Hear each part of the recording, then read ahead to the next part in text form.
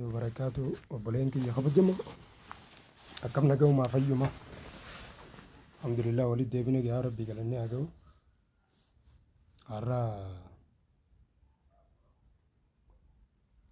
ياو وأنا جاي بعدك ربنا جانا ما يجوا عباسو دردرة في دائما الرتي الدوم التي جدري وان جامو تكاديرا شفت بوسا جانين لبدي بوسا جامو تنا لبدي شفت جامو تنا بوسان تنا كم إنما يقلتي ملك النسي مالي بوسان علي سين إنما يقلتو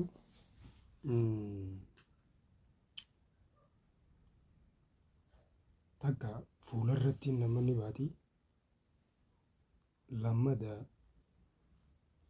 قمرتي إنما نباتي رفين سخيستي إنما نباتي أدتي إنما نباتي إنها تفافي خوفا خيستي إنما نباتي خناف قام نما بكون دباتي يرو باتو ني نياتني بالبلتي ني هوكا بشام باس يرو بشام باسو نا يرو مسن الرفيقي والغايجو وربوبويسي هنگا فولالچيسي akka nama laydaan itti dhuftee takkatti isa wannafaa godhu jira jechuudha. Kanaaf akkaataatti maatiin yoo dafanii wallaan isaanii hin dhaqqabin baay'ee si rakkisa. Nama miidhaa jechuudha qaamallee si madeessa. Innaa kanaaf jecha har'amee dawaa isaa wal ilaala. Namni waan akkanaatti itti dhufte wanni kanaatti dhufte maal godhuu qaba? Kanaaf dawaan manuma keessa jira kanuma akaakiltii irraa dalagame. Dawaa akaakiltii irraa raawwatame isa sanii har'a kan wal barsiisnu. Kanaaf dawuma akaakiltii irraa dalagame sanii akkaataa itti godhatu jechuudha.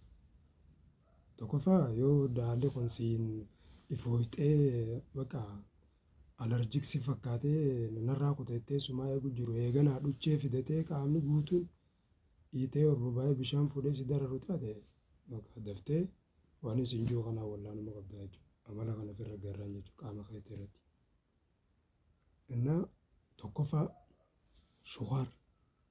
shukaaruma nyaata keessa godhatan kana baala isaa agartuus firii isaa agartuus isa kana ni fuuta shukaar kana jechuudha. Innaa shukaar kana fuuteeti hurreessitee baala isaa jiidhaa agartuus cirtee achii booda deemaa hanga tokko hanga isaa ga'u wajji walitti dabaltee dibattaa jechuudha qaama hangee.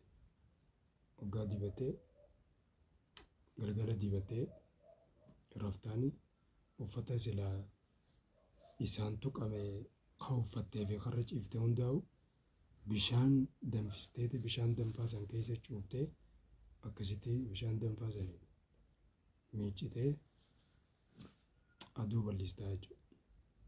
Innaa isa dawaa dibattee yoo sirraa dhaabe yoo uffanni haa qabu taate si eegalaa jechuudha. Kanaaf jecha deddeebi'uu malaa jechuudha. Kanaaf jecha uffataas bishaan waan qulqulleessiteeti takka barafinaan dhiqattee firaashaa maarrees qulqulleessitee akkasitti haala saniin dawaa gubbarraa kana dibatta haa taatee fayyidaa jechuudha uumati kana.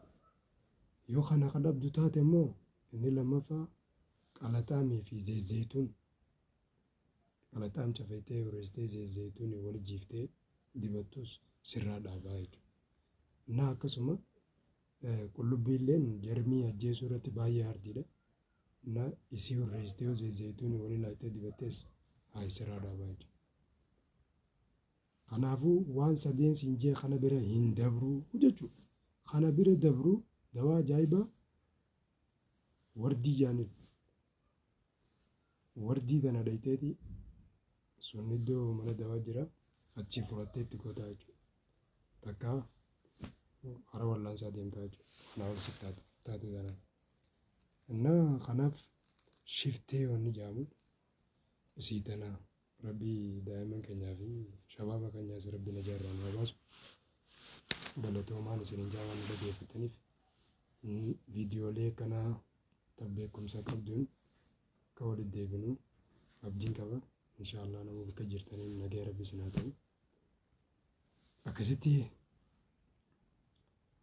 haala mijate hunda keessatti carraa qabutti nama fayyadamee boruuf dabarfate rabbi nu haa godhu. Boruuf dabarfachuun maal? Awwaaniin beekoon ol baasee isiniif dabarse obboleeyyan kiyyaaf dabarsee sababa an dubbachuutiin obboleeyyan kiyya yoo irraa nagaa harkatan dhibdee sanirra alhamdulillah duniyattis akhirattis bu'aa gaarii ta'a jechuudha. Kanaaf waan barumsa qabaa waan nu fayyadaa hunda haa jajjabeessinu. Galatoomaan isiniin jaa. Salaamu alaikum warahmatullahi wabarakatuh.